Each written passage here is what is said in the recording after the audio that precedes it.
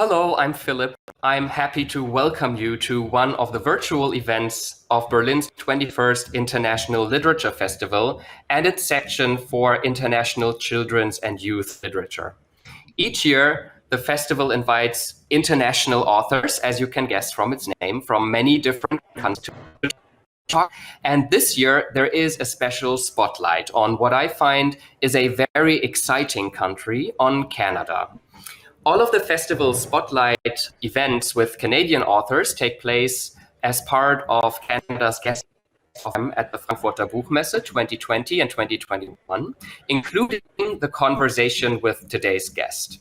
She's been working as a TV screenwriter, which is why she's joining us from a TV studio today. She also started to write picture books and quickly became an accomplished author of books for adults and young adults and children. Her debut, Word Nerd, was published in 2008, followed by many novels, including We Are All Made of Molecules and Optimists Die First. Her books have been translated into many languages and have won the prestigious Governor General's Literary Award and the Indian Library Association's Book of the Year for Children Award. It's my great pleasure to speak with the current nominee for the German Children's Literature Award, who the German weekly Die Zeit celebrates as an author of subtle humor and tender compassion. Welcome, Susin Nielsen. Thank you, Philip. I'm delighted to be here. I wish that I was there in person. I love Berlin, but I guess this is the next best thing. And I apologize for my beautiful setup here, but you can see that television really is a very glamorous business. Yes. It is really great to have you with us and to talk about your book. I actually placed them behind me there, No Fixed Address, Lovely. Which was first published in 2018, I think, with Tundra Books, and was translated into German by Anja Herre and published by Urachhaus in 2020, titled Adresse Unbekannt. But before we do that, we should also note not only that you're in an unglamorous TV studio, but we're also speaking with a big time difference between us. So I wondered, is this the earliest an overly enthusiastic host has ever forced you to speak about your work? I think it's probably the earliest because I probably have said no if anything's going to be even earlier than this. In fact, I think some of my events, I had to point out that we couldn't do them virtually at the times that they had originally been scheduled because it would have been 3 o'clock in the morning for me. Because I'm on the west coast of Canada, so it's actually a 9-hour time difference between us. Right. As opposed to if you're in Toronto, it's only a 6-hour time difference. And that is much easier to do, I think. 9 hours is quite a lot. And we can say, I think, that it's around 7 o'clock in the morning at your place. So thank you so much for waking up early. Yes. We do want to speak about your book, No Fixed Address. You promised to read a little part of us for us later. And of course, we will talk about Canada a little bit and about your work as a writer. But since it's very early morning in Western Canada, I thought I'd give us some time and do a little warm-up so that our viewers can get to know you a little bit better. Now, No Fixed Address is about many important topics, including TV quiz shows. And in the book, you mentioned that your favorite game show is Jeopardy. So I thought we'd play a quick round of Jeopardy together. There's only one category called Susin Nielsen. We will all get to know you a bit better and hear about some memories, maybe. And maybe a quick note on the rules for our viewers. In Jeopardy, contestants are presented with clues in the form of answers and must phrase their responses in the form of a fitting question. If you're ready and if you're willing to play, this is the first answer for you. Okay. So the first one is, sorry, go ahead. No, I was just going to say, just don't give me any science or math questions and we'll be okay. As long as they're just about me. I would be worried if you can't answer things. It's just about you. I try to make it a bit hard. So let's see. The first answer that you'll get is Vancouver, 1956, a library on wheels. Oh my God, and Library on Wheels, 1956. I would like to point out I wasn't born yet. You was not born then. No, you weren't born then. If you A can't find it, Library I'll on tell you. Wheels. Right. I don't Do you need a know. hint? I don't know. I think you used to. I Yeah. think you used to frequent those when you were a child. Oh, yes, but not in 56, Philip. Holy cow. How old do you think I am? That's when they were actually. That's when they were. I Oh, think that's when they were started. invented. Of course, you frequented them much later. Okay, now I know what you're going for. Yes, because I visited these in London, Ontario, where I grew up. I didn't grow up in Vancouver. What is a bookmobile? That's right. Okay, total. Okay, that was a total failure of my research, but it's the bookmobile. It's true. So the bookmobiles were little vans basically that came with books to neighborhoods for kids. Yeah, they were, I guess, more like a truck, and they were full of books, and you could step up into the bookmobile and pick some books. And I don't think they were just for kids. I think they were for adults as well. Yeah, yeah, it was actually a fabulous concept. I don't know why they don't do that anymore. Very nice. Okay, I think the next one, I'm more certain that it's correct. So let's see. The second one is a lost critic of your books who was bribed to read them.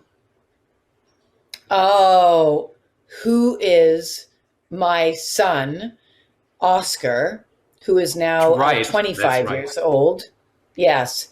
And I got to read Word Nerd to him as a manuscript. And my next book, Dear George Clooney, Please Marry My Mom. And he loved being read those books at that point. But then when I had a book called The Reluctant Journal of Henry K. Larson, by that point, he was reading himself, obviously. He was 15, I believe. And I asked him to read the manuscript. And he said, "Oh, Mom, I have I don't have time to read your book." And so I said, "Well, what if I give you $50? And he said, "Okay, I'll read it." So he read it for $50. And I believe that's the last of my books that he has read, even though I dedicated one to him. So it's a little bit shameful. That is true, and we should probably recommend him to read your most recent books. I think they're very good. So maybe if he sees this. So the third one is a domestic species of small carnivorous mammal. A domestic species of small carnivorous animal. So, well, I feel like that would depend on. Okay, I think you're talking about me as opposed to my books. So I'm thinking is the household cat as opposed to what is a gerbil. Okay, good. That is true. Those aren't that carnivorous. is true. Yes. What are cats? And you gave, I think your cats are named in according to authors and literary and, or scientists, something like that, if I remember correctly. That's right. My husband is an engineer. So one of our cats is Erwin Schrödinger, and who I believe was German. Yeah. And then we have Emily Bronte is the other cat. Yes. Who's the literary cat? She's the literary cat. Yes. Okay, yes, only right. 3 to go. I hope this is not taking too much of our time, but I thought we'll get a little more of a view on your life and your biography. So the fourth answer is an 11-year-old who practices her future career on her afternoon spy route, and this relates to a book. Oh, yes. So what is Harriet the Spy by Louise Fitzhugh, which was my favorite book growing up. I loved Harriet the Spy.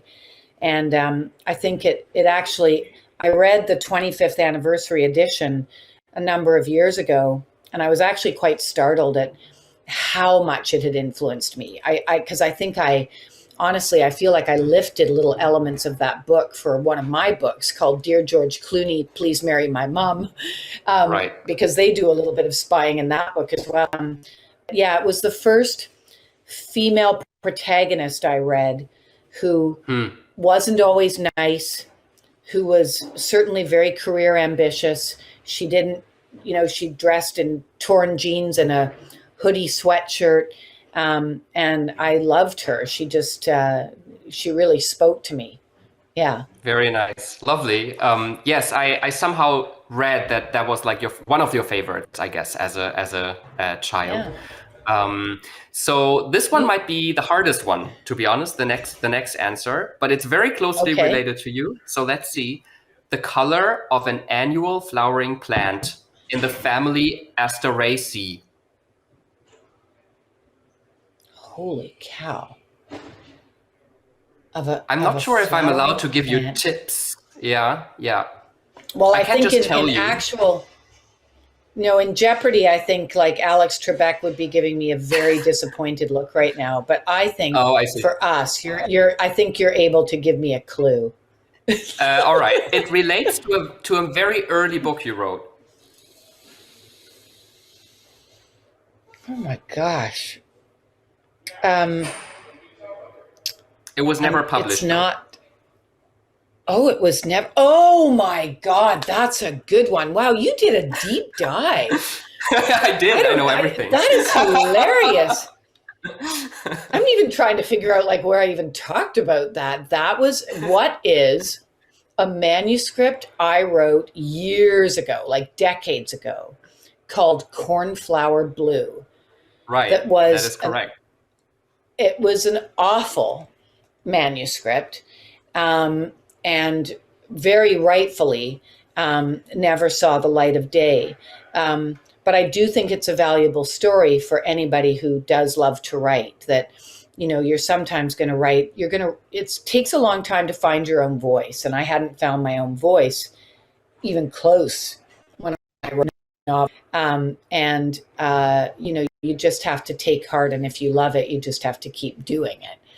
Mm-hmm. Yeah. It's a wonderful story. Good, and I'm impressed. Lovely title. I'm impressed. I think you got almost all of them. Maybe the bookmobile is half a point, but I already mentioned. We said already you're in Western Canada and you live in Vancouver. You call that city your home now, apparently after growing up in London, Ontario. And I thought it's interesting. We all have these ideas about home and what that is, where that is. So I wondered, what is home to you? Maybe if it's not about a shelter or apartment, what do you think is home? Well, I think for me, home is, a place where you feel safe and secure. Home for me, certainly in Vancouver, it's also about the mountains, the ocean, being close to nature is something that's really important to me. And then home is also where your friends are as well. And, your loved ones, I suppose. I mean, I don't have all of my loved ones here because my mom lives in Toronto, but I think home is also your community, right? I think those are, and certainly in No Fixed Address, Felix doesn't have a permanent home, but in the end, he certainly has a community, right? He has a community of people who are watching out for him and who love him. Right. I wondered what home makes us feel. You talked about security, but why is it maybe important to have a thing called home that is, as you say, more than just a shelter or an apartment or the place where you actually, go to after school? Well, I do think security is a big part of it. I don't mean security like safety really, but if you think about, I think it's one of those things that most of us just take for granted, that at the end of the day, you have a warm, dry, comfortable place where you can go, you can have a snack, You can put on the TV. You can, regroup a little bit.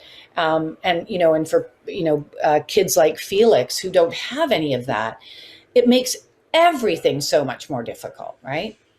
It makes every aspect of your life more difficult. It makes it more difficult to complete the homework assignment that you were given from your teacher because in Felix's case, it's dark by, 5 o'clock in Vancouver in the winter. So where are you getting a light source? It's cold. You don't have a bathroom. You may not have a lot of food that night. So every single thing becomes more complicated. Getting yourself ready for school gets more complicated. So I do think that sense of security is really a big part of it. Yeah. Before we talk more about Felix, I wondered if you could tell us a little bit more about your home city and country, Vancouver and Canada, and maybe also the role they play in your book, No Fixed Address, which is also set in Vancouver. Well, sure. Vancouver, it's a fabulous city. It really is. And, it's a very cosmopolitan city. But, one of the reasons I started writing this book is because we started having a number of years ago here, we were noticing in a lot of our neighborhoods that there were a lot of houses being bought, torn down, big new houses being built, and nobody living in the houses. The houses stayed empty. And what was happening was people from other countries who had amassed wealth, and maybe they were countries where things weren't so stable, they were investing their money in real estate in Vancouver because it was a safe place to park their money. So, I can't really blame them if that's what somebody's been telling them is a safe place to park their money. You can see why you would do it. But what it meant was that all of these older homes that often had rental units in them as well were being demolished, and new houses that nobody was living in. And so more and more people were getting squeezed out of the rental market. There were fewer and fewer places to rent in Vancouver. And so people who normally wouldn't slip through the cracks, like Felix and Astrid, started to slip through the cracks. And I started to notice a lot of vans and recreational vehicles parked down at the beach, parked on side streets where people were obviously living. And we still see a lot of that here, even though they've changed some of the rules. So that was the impetus for the idea. So, you can live in a really beautiful place, and there can still be, it's not a beautiful place for everybody, It starts to become a place that's really only beautiful for people who have means and money, right? Right. Yeah. And as the book is also set in Vancouver, and it's not just about the homeless in Vancouver. It's also something that you mentioned in the very end. It's about the hidden homeless in your city. Can you tell us more about that? Well, I suppose in some ways the hidden homeless are just a little bit of what I described. A lot of these people who are living in their vans down at the beach. It's interesting. Like I will meet people sometimes who are living out of their vehicles, but you wouldn't know that they were living out of their vehicles unless they told you. And some of them are doing it by choice. This is great. I save money, and that's what I've chosen to do. And certainly here, not all of them are hidden. We have a lot of tent cities, like where people have set up tents in parks to sleep in. But I would say the hidden homeless certainly are people like Felix and Astrid. And you asked about, I've set all of my books in Vancouver except for my most recent one, Tremendous Things, which is set in Toronto. But I really need to be able to see my characters moving around the world. So, my imagination is limited, I suppose. So I have to be able to see them walking down actual streets and going to, even though I changed the names of the schools, I know exactly what school Felix is going to. I know the beach that they park their van at. I know the community center where they use the bathroom. So that just really helps me see them in the world. Right. You were mentioning a few of these things like friendship, community, when I asked you about what home is. And I wondered why it was interesting for you to tell a story about family, friendship, community through this topic or the situation of homelessness. Well, I mean, what's interesting is I think that all of my books have to do with friendship, community. My families are often fractured. I often have single parent families. I have families who've gone through crisis of some form or another. And I suppose that also comes from my own family background, because I grew up with a single parent mom and my dad left just before I was born. And I met a half brother and half sister and my father when I was a teenager. So I think that's why I often have these fractured blood families at the core of my story. And probably also why I then always write about the families that we find and the families that we choose, who are not blood relations necessarily, but are, those deep bond friendships that you make along the way. So I don't think it's just no fixed address. I think there's a bit of a common theme, I think, running through a lot of my books. Yeah. Makes me think of the author Neil Gaiman, who actually I found that quite funny. Who once said that when he moved to the US, everybody was talking to him and about his books and society, mentioning the term the dysfunctional family. And he said it took him a few years, but after a while he found out that what they call the dysfunctional family in the US is what they call a family in England. Which I kind of found a kind of nicely put thought. I think it would be lovely if you could read a little bit to us. Before you do that, you already mentioned two names, which was Felix Knudsen, Felix, and his mom, Astrid.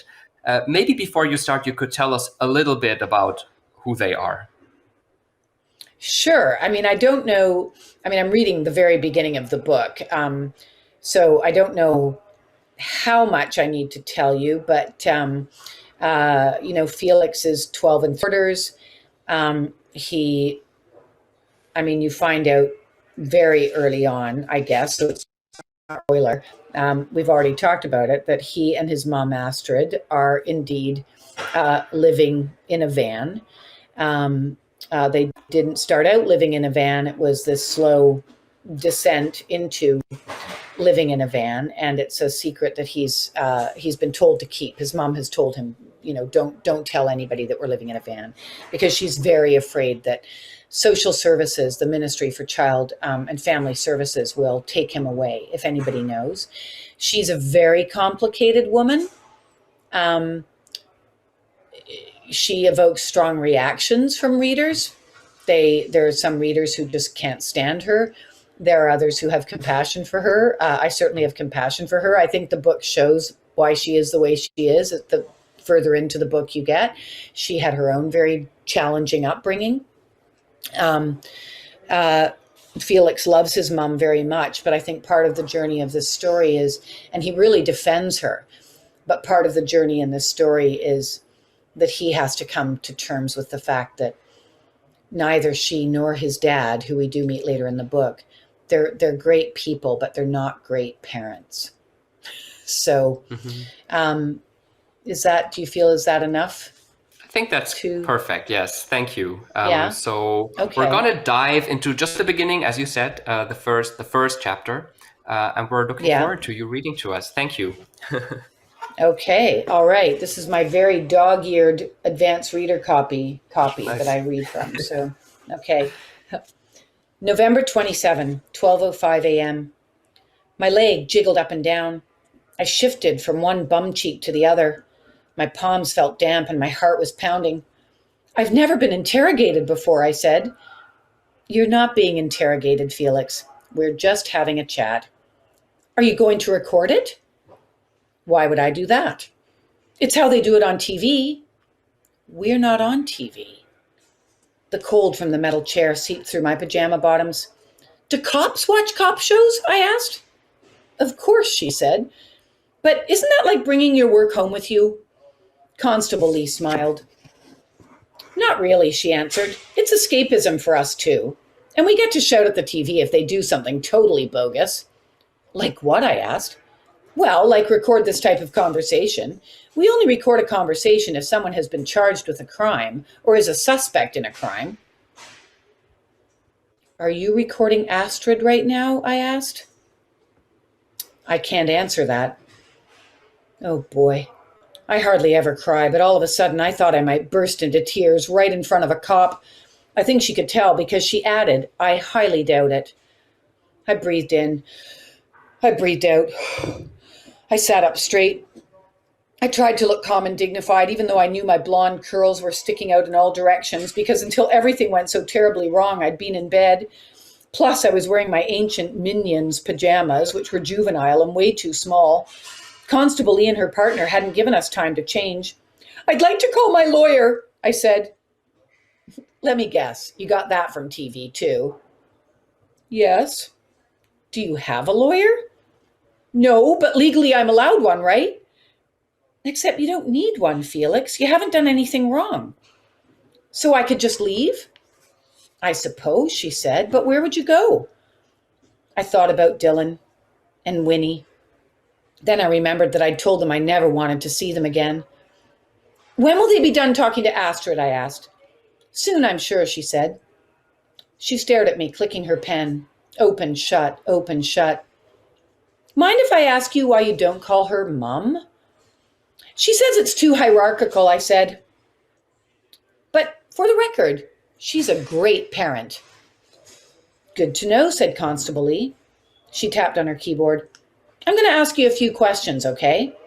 Okay. Let's start with your full name. Felix Frederick Knudsen. She typed it into her computer. Age? 13. Well, almost. 12 3/4. Mum's full name?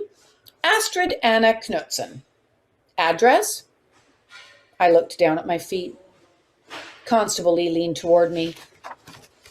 When we answered your call tonight, Felix, it did appear as if you were both living there. Oh, how I longed for my mum. She would have a plausible sounding explanation. But I'm not like her. I'm not a natural-born stretcher of the truth. Felix, she said gently, you can talk to me. I'm hungry, I said.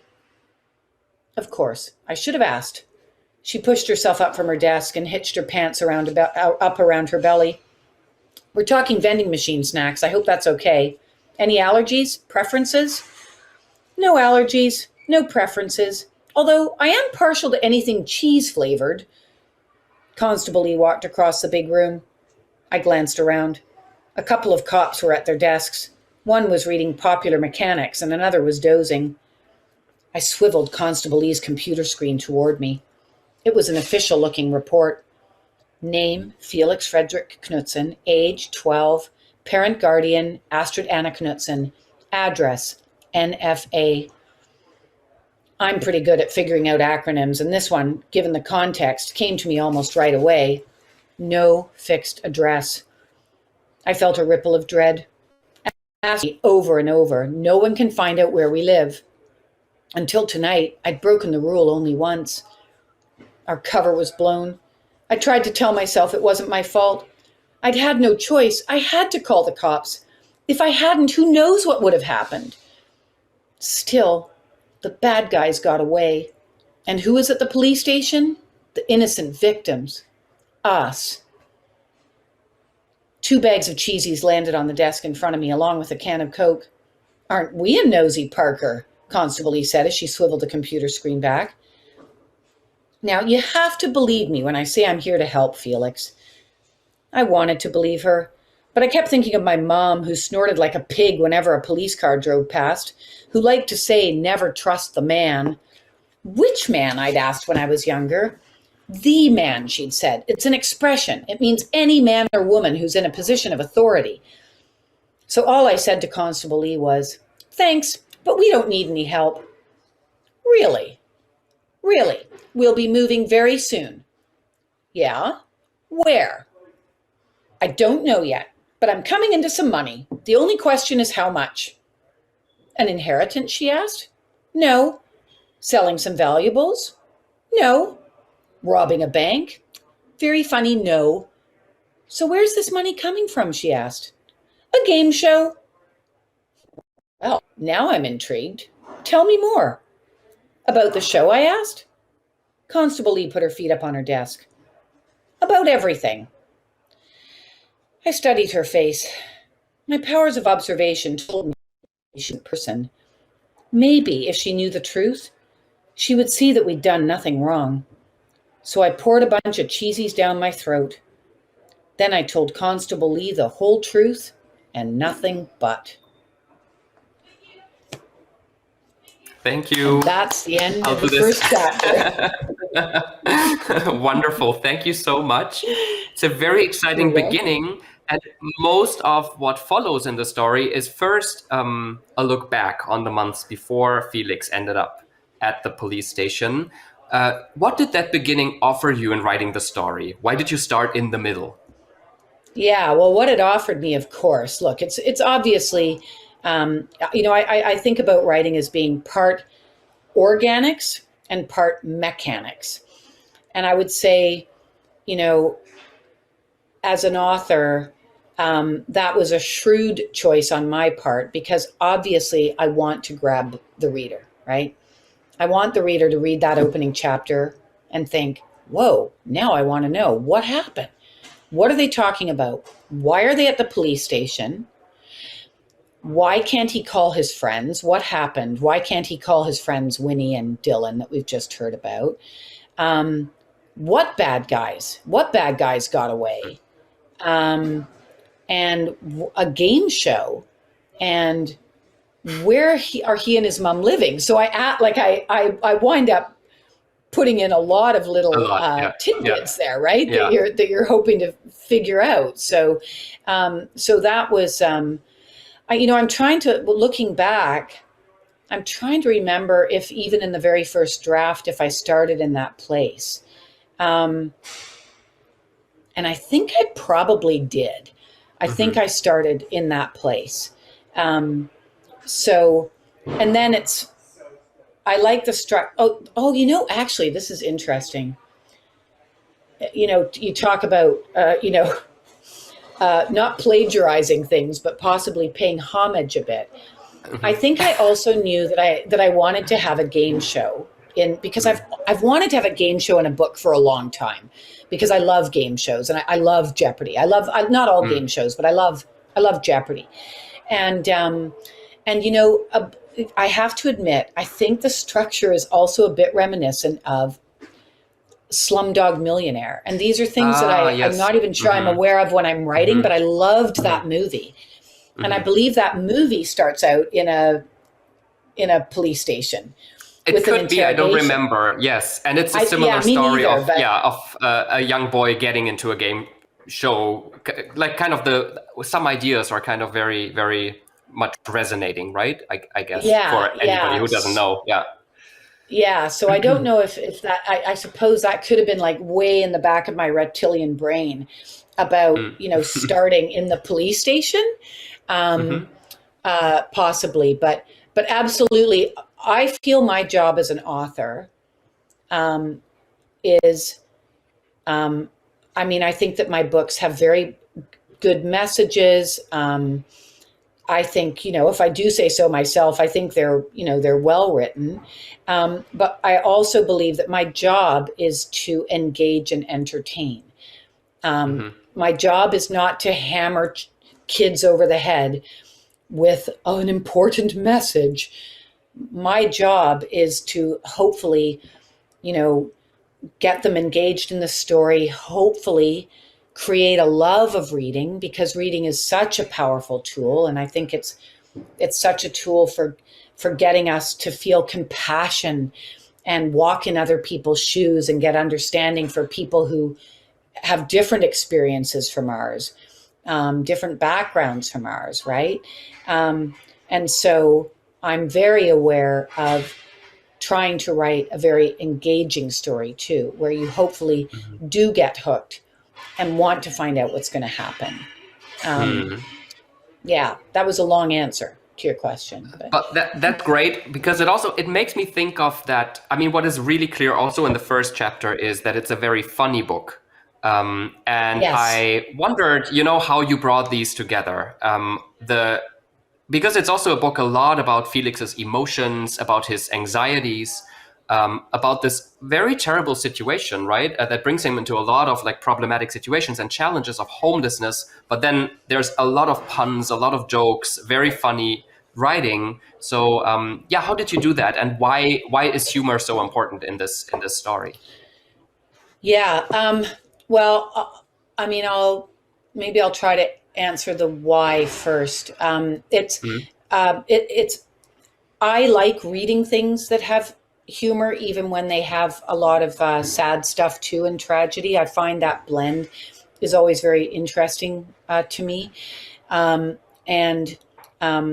For me, I'm not really a fan of the books that are just relentlessly somber and depressing. And I think sometimes I feel like you can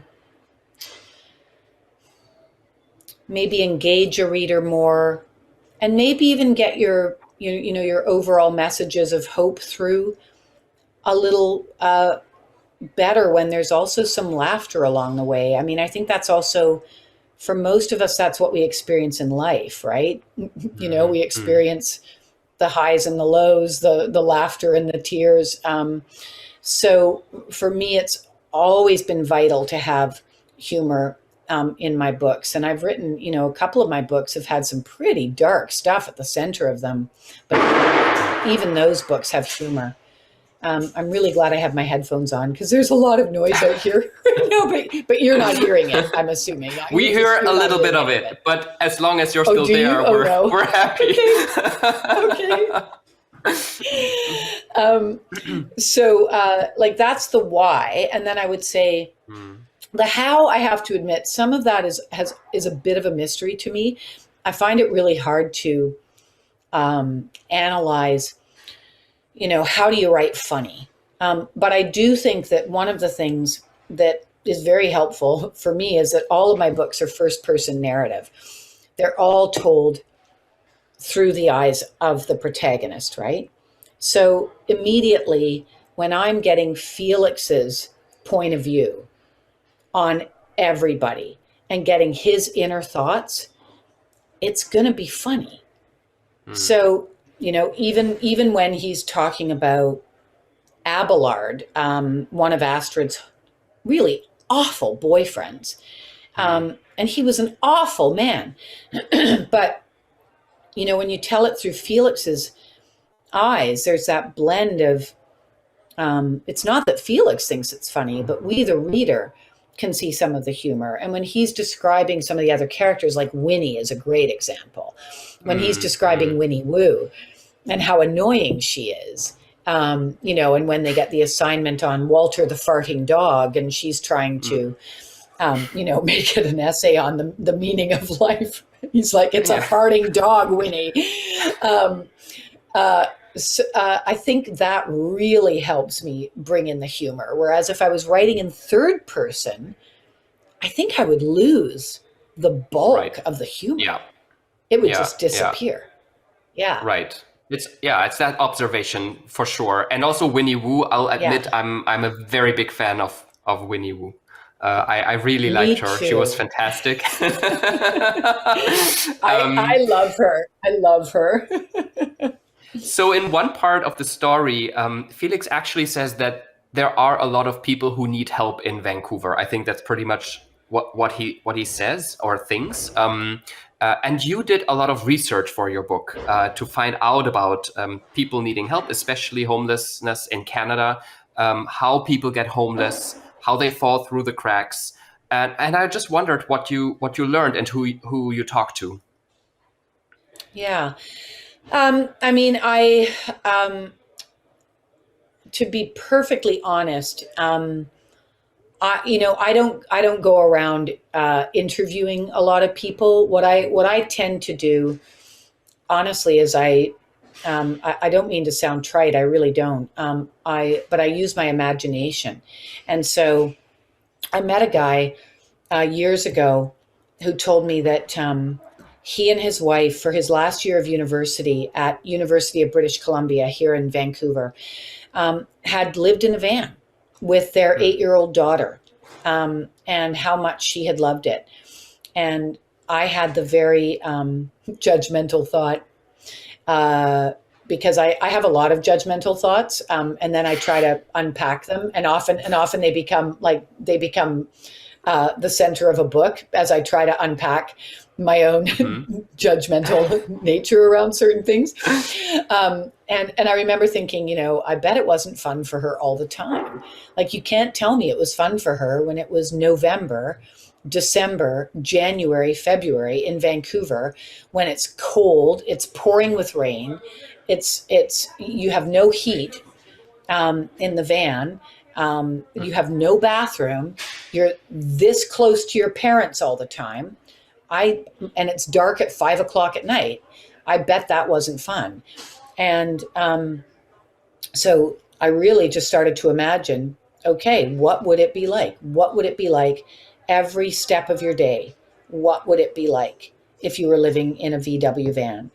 And I had a friend who had a a VW van. So I toured the VW van so I could figure out exactly the space and where you can put everything and what the little kitchen looks like and how you get to plug in if you've got an electricity source and all those sorts of things. And then what I tend to do for the most part is I write a draft of the book. Then I go to the experts and find from them, is what I've written remotely in the realm of possibility? Is it accurate?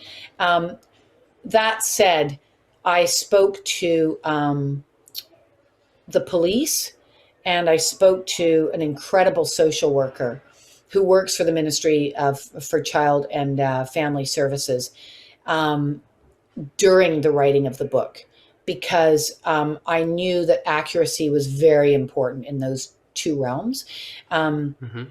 For example, when Astrid was growing up, because we find out that she had some horrible run-ins with the Ministry for Child and Family Services.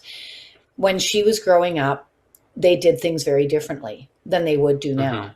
And I needed to know all of that as I was writing the book. And so that consultant was exceptionally helpful to me.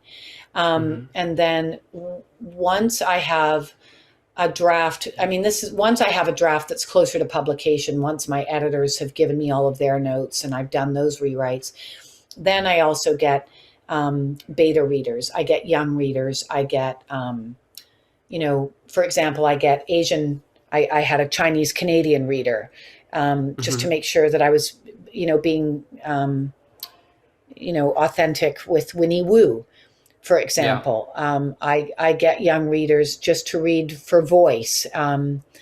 I had a game show consultant, Cool. somebody who produces game shows in Canada. I talked to a woman who was on Jeopardy, who actually was on Jeopardy. Actually, I suppose I'm underselling how many people I do wind up talking to. I do talk to a lot of people in the end. Yeah. So these ministries you mentioned, different programs, consultants are there from a communal or a state, provincial, or even national level to help people who get homeless. And apparently that has changed a lot in the past decades, in the past 30, 40 years. I wonder when we look into the story, how do Felix and Astrid learn about getting help from other people? Like, I often feel it's so hard to accept getting help and being in need of help and even asking for help. So I wonder if there's a kind of a journey there, a transformation, and also maybe what did you learn about that as you were writing? Oh boy, that's a great question. I mean, to be honest, I think I've always been somebody who's been very good at asking for help because there's so many things I'm not good at. So I'm very happy to say to somebody else, could you please help me with this? Because I don't know what I'm doing. I'm probably too quick to ask for help as opposed to figuring out how to do something on my own. But, certainly for Felix, I think the thing with Felix is, chances are Felix might have asked for help much earlier if it weren't for the fact that his mother had drummed in these, and for her, legitimate fears that if he tells, he will get taken away from her. And for all that she is a very troubled person and a very complicated person, she loves him so deeply. And I think she believes she would do anything to protect him. But she's so colored by her own experiences that she doesn't understand that the best thing she could do to help him would be to get help, would be to let people know that they're in this situation, would be to reach out and ask for help. And I mean, it takes Felix a very long time to be able to, and really, I mean, Felix, now I'm having to think back myself into the book. Even Felix never really asks for help. He does finally show his friends where he's living, and slowly his friends and, the Amadis who run the store, start to help him, sometimes even in ways that, he doesn't necessarily recognize as help. But I think for me, a moment in the story that I found very moving when I wrote it was just the moment when I believe they're standing in the little, I mean, am I allowed to give spoilers? I think one or two, maybe. Yes. Yeah. Well, when they're standing in the apartment that the Amadis have rented to them. Yeah. Mm-hmm. I can't remember what Astrid says, but she's so brusque and, she never thanks people properly. And there's just a moment where she reaches out and takes Mrs. Amadi's hand and why are you doing this, right? She's kind of suspicious. Yeah. She's suspicious of everybody. And, so I have to say, like, in some ways, I think, Astrid in this case is willing to take the help. I think Felix is always going to have a complicated mother, but I think Felix is going to do okay for himself. He's now going to have that base security and community support that he needs. Right. I don't know. I don't know that Astrid's going to change all that much. It's hard to say. Right. And he definitely, takes a journey in this book. I mean, he's definitely a changed person in the end, right? Well, and I think one of the huge ways that he's changed, I mean, first of all, he knows that he does have a community. And I think the other way he's changed, frankly, is in realizing that his mom, is a very flawed person, that he can love her while at the same time understand that she's not the greatest parent, nor is his very absentee father. I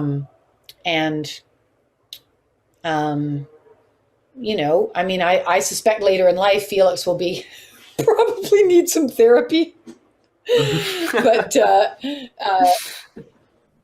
but he's such a resilient young person that I really believe he's going to be fine, Right. And I mean, I think he's now found his home, and they will not be moving around. They're not going to move, even if Astrid wants to move. I think Felix will say, no, I'm not going anywhere, And part So, of that, I think part of that journey, and an important part of also the security and this very broad understanding that you were mentioning in the beginning, is that Felix has really great friends, Dylan and Winnie, who we already mentioned.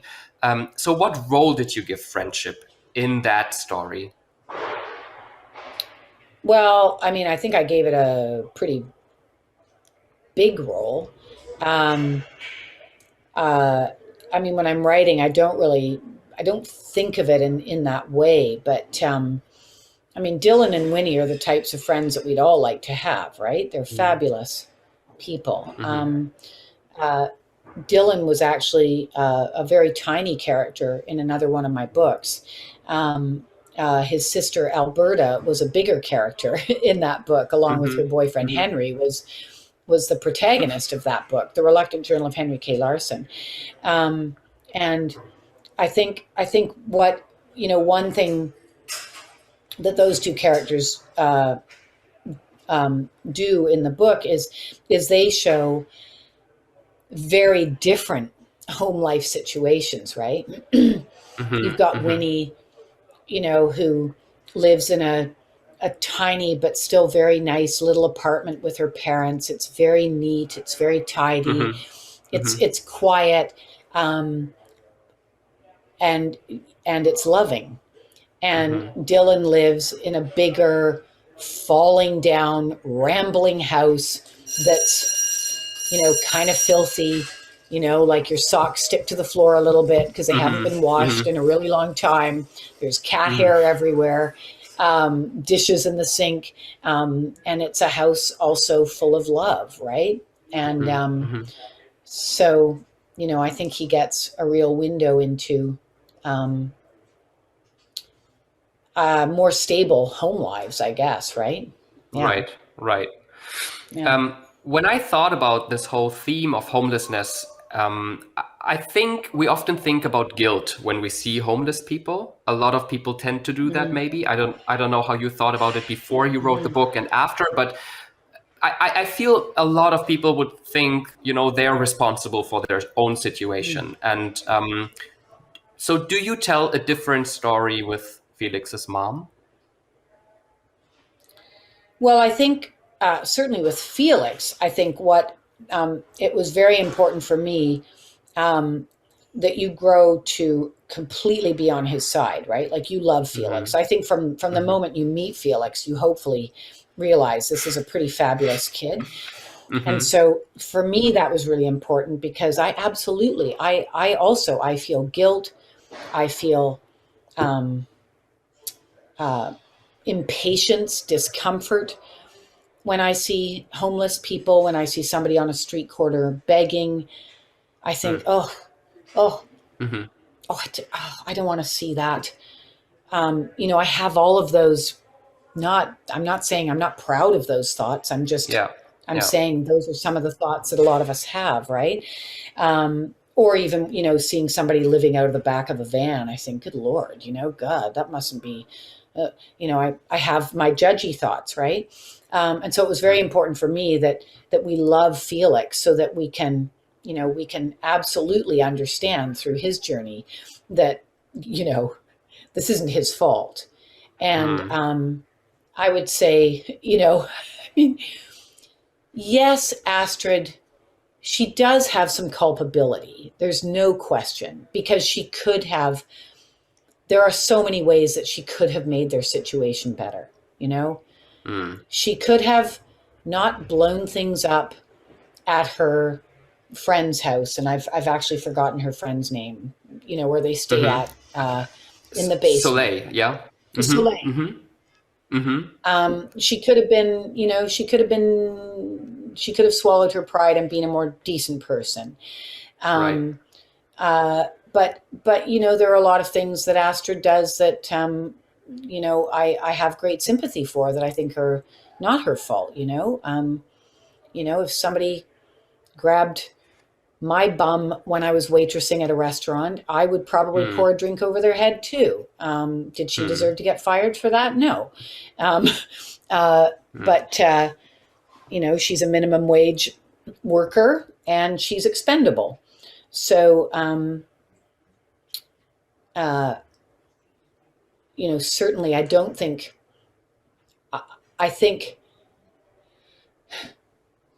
I feel that we as communities, provinces, federally, have a responsibility that we clearly don't always meet to have a better social safety net than we do. Yeah. So, Susan, our time is unfortunately up already, but as a last question, I would love to ask you to spill a secret for us. And it goes back to a very early time in your writing career. You once said that your mother saved a lot of your early writing as a child. And I wondered what was the most remarkable or funniest text that you discovered when you were an adult and you reread what you had written. Well, I'm really glad you asked me that because I actually brought some things in to show you. This is, so my mom did save everything. And I found this in a box of stuff after Word Nerd was published. And I wrote this diary when I was 11.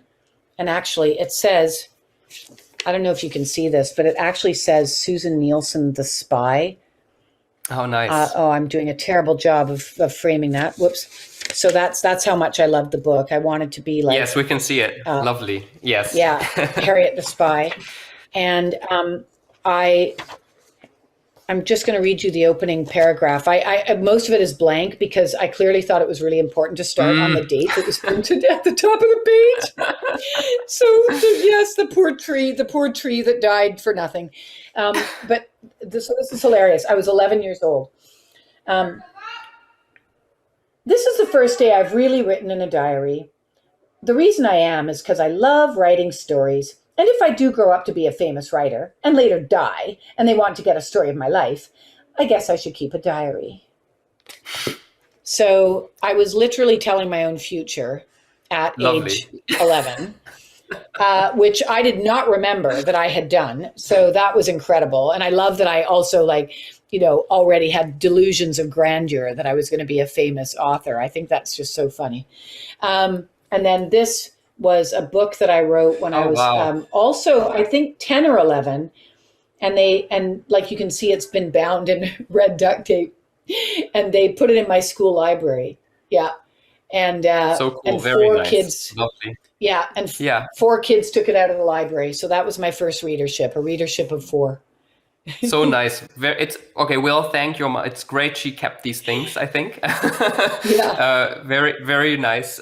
So back then, when you were a child, you also wanted to become a musical actress. And you've often talked about this. You particularly wanted to play Anita in the musical West Side Story. And even though that did not work out, we're very grateful that your book seemed to always keep in mind one line that she actually sings, which is, "We came with our hearts open." And you invite us to do just that. So thank you very much, Susin Nielsen. Thank you. Thank you, Philip. I loved this interview, and I love that you somehow brought it back to West Side Story. That's great. That's right. It's always the wrap up. And I would also like to thank the Canadian Embassy in Berlin, the Guest of Honor program of the Frankfurter Buchmesse 2020 and 2021, and the Canada Council for their support of this event. And to you, all of our viewers, it was so kind of you to spend some time with us today. Please make sure, of course, to check out Susin Nielsen's books and also the program of Berlin's 21st International Literature Festival, which you can find online. Thank you for joining us. May you all be well. Goodbye.